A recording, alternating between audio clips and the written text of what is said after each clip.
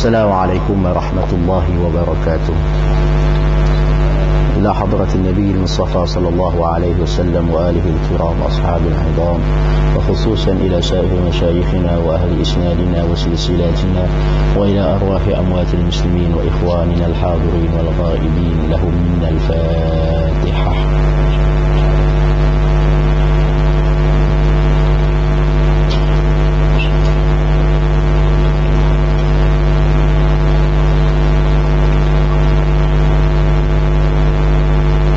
بسم الله الرحمن الرحيم. الحمد لله رب العالمين، والصلاة والسلام على أشرف الأنبياء والمرسلين وعلى آله وصحبه أجمعين. اللهم افتح علينا فتوح العارفين، وزدنا فهم النبيين وحفظ المرسلين وإلهام الملائكة المقربين، حق سيد الأولين والآخرين.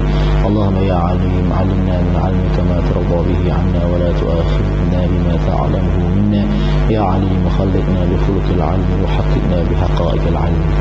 اللهم صل وسلم وبارك على سيدنا ومولانا محمد بن نور المذهب للنسيان بنوره، وعلى آله في كل لمحة ونفس على ما وسعه عنك. آمين آمين.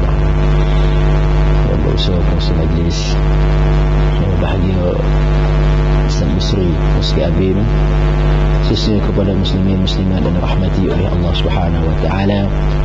Pertamanya marilah bersama-sama kita memanjatkan setinggi-tinggi kesyukuran kehadratullah Azza wa Jalla, kerana pada tengah hari yang berbahagia ini Allah Subhanahu wa taala telah mengumpulkan dan mengumpulkan kita dalam majlis yang mulia, majlis yang mempunyai kedudukan dan pangkat di sisi Allah Subhanahu wa taala. Jadi seperti mana disebutkan oleh saudara muslim majlis sebentar tadi, bahawa kita telah hampir masuk ke ambang tahun baru hijrah baginda sallallahu alaihi wasallam, dan kita tak lama lagi akan meninggalkan tahun kita ini. Moga-moga segala usaha kita yang telah kita lakukan sepanjang tahun ini diterima oleh Allah Subhanahu wa taala, dan segala dosa kesalahan yang kita lakukan padanya juga akan diampun dan dikafarah, dihapuskan oleh Allah Subhanahu wa taala. Jadi disebut awal Muharram, suatu tarikh yang telah diletakkan, yang telah ditetapkan oleh Khalifah Sayyidina Umar Al-Khattab radhiyallahu taala anhu, dan juga Uthman dan juga Ali. Pada asalnya tidak ada tarikh dalam Islam, melainkan setelah mana ianya dilakukan oleh Sayyidina Umar pada tahun 17 Hijrah. Jadi Sayyidina Umar Al-Khattab radhiyallahu taala anhu ketika mana mengutus surat kepada Abu Musa Al-Ash'ari, dan surat itu tidak mempunyai tarikh, maka Abu Musa Al-Ash'ari mencadangkan kepada Sayyidina Umar Al-Khattab supaya menulis ataupun supaya meletakkan sesuatu tarikh supaya mudah untuk diingati, mudah untuk diikuti sebagai landasan bagi umat Islam pada ketika itu. Jadi Sayyidina Umar Al-Khattab yang ketika itu menjadi Amirul Mukminin telah berbincang dengan exco kerajaannya, di antaranya Sayyidina Uthman dan Sayyidina Ali, untuk menetapkan tarikh permulaan, tahun permulaan umat Islam. Dan kemudian Sayyidina Umar Al-Khattab telah menyatakan sesungguhnya perubahan dalam Islam ini bermula pada hijrahnya baginda sallallahu alaihi wasallam. Dahulunya mereka semua dihina, hidup dalam penuh kehinaan, kesengsaraan. Tinggal lagi hijrah mengubah keadaan mereka.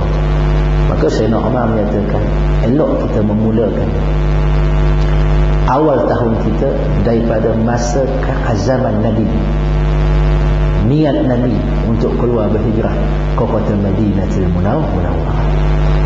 Maka perjanjian terakhir, perjanjian Aqabah terakhir bersama Nabi berlangsung pada ketika musim Zulhijjah, ketika mengerjakan haji. Maka Nabi berazam selepas itu untuk berhijrah ke kota Madinah pada 1 Muharram, pada 1 Muharram.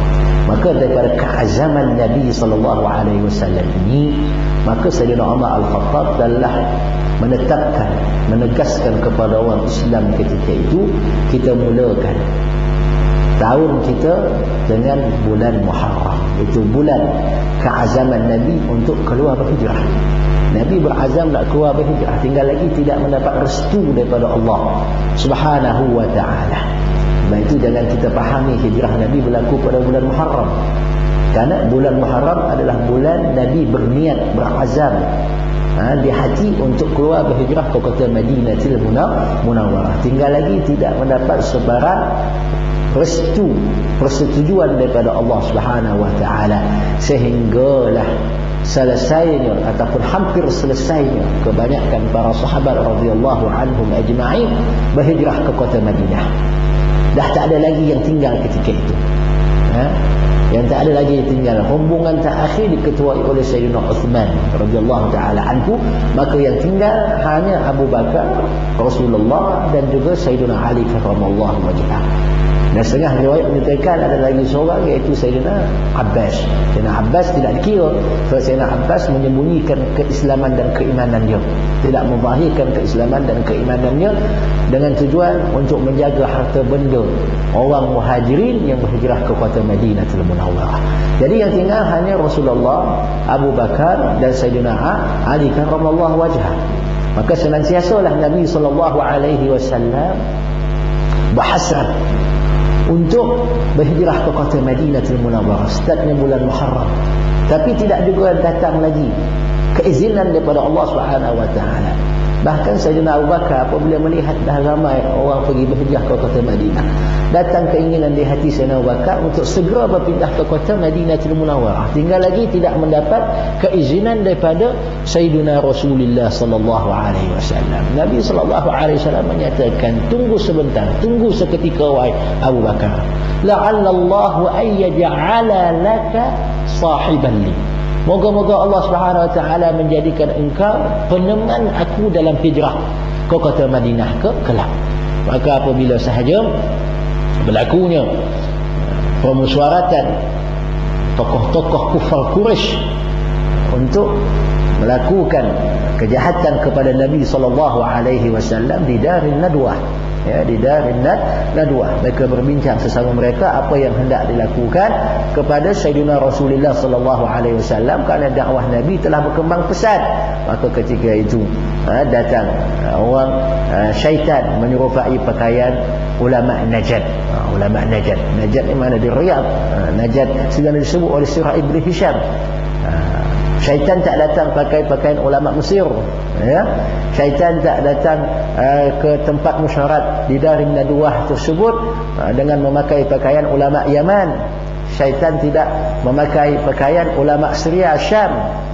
Ataupun syaitan tak datang menyerupai rupa ulama Morocco. Syaitan tak datang pada ketika itu dengan memakai kain pelekat seperti ulama Nusantara. Tinggal lagi syaitan datang menyerupai rupa ulama Najd. Ulama Najd.